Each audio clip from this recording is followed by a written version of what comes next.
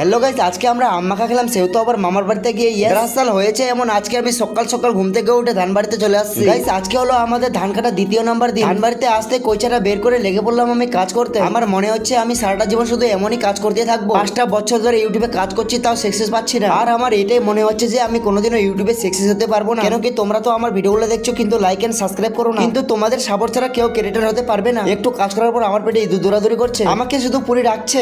আয় খাবি আয়।